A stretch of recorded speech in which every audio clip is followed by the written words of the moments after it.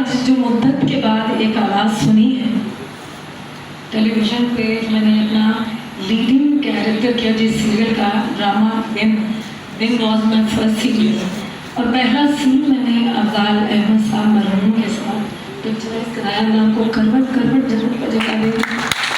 यकीन मानिए, ऐसा उर्दू का तलफ़ुज़, ऐसा इंग्लिश का एक्सेंट और ऐसी एक्टिंग, ऐसा एक्टर मैंने कभी देखा नहीं था। और मैं इतनी नर्वस थी कि मुझसे परफॉर्म नहीं हो पा रहा था।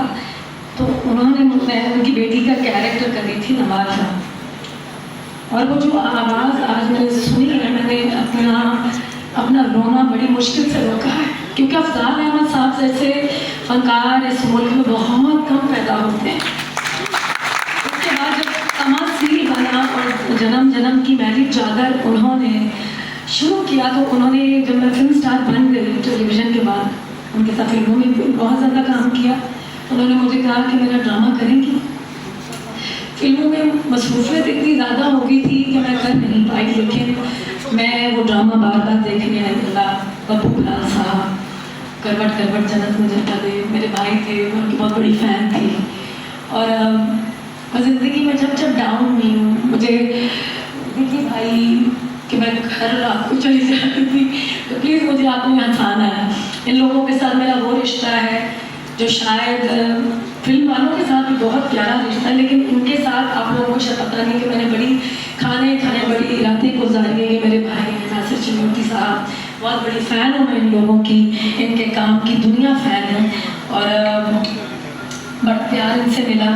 आज उनसे मेरा बहुत पुराना ताल्लुक़ है, और आज यहाँ पर ये मुझे लेकर आए। मैं 13-14 साल के बाद थिएटर में आई हूँ।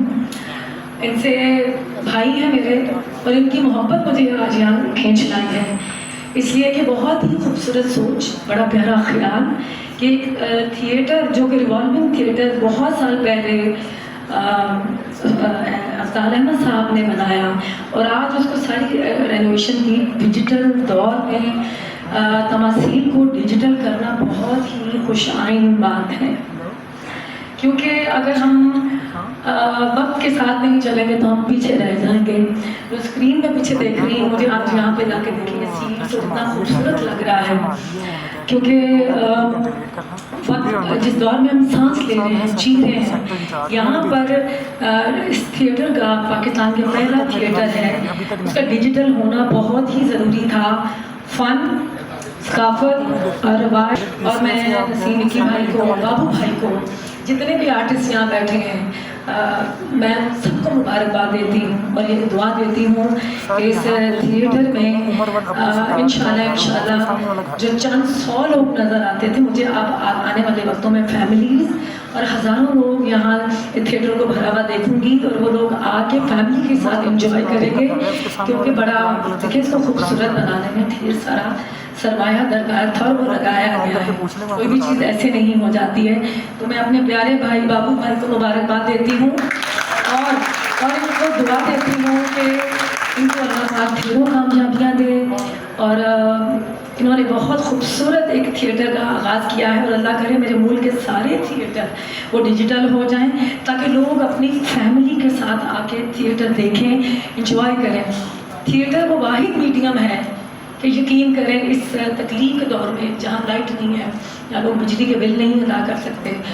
पहले किचन प्रॉब्लम नहीं होता था, लेकिन हमारे आदमी के लिए किचन भी प्रॉब्लम हो गया है। तो ये वो लोग हैं जिनके लिए तो दुआएं करनी चाहिए। ये जो मुरझाए हुए हमारे चेहरे होते हैं, उन पर ये मुस्कुराहटें इनकी वजह से आती हैं। विकी भाई, नासिर भाई, ये लोग, अल्लाह इनको सलामत रखे, और आपके लिए ढेरों दुआएं मेरे और बाबू भाई के लिए कि इन्होंने ये जो बुनियाद रखी है डिजिटल थिएटर की, इनको देखने के बाद अब पाकिस्तान का हर थिएटर जो है वो अनकरीब डिजिटल होगा इंशाल्लाह।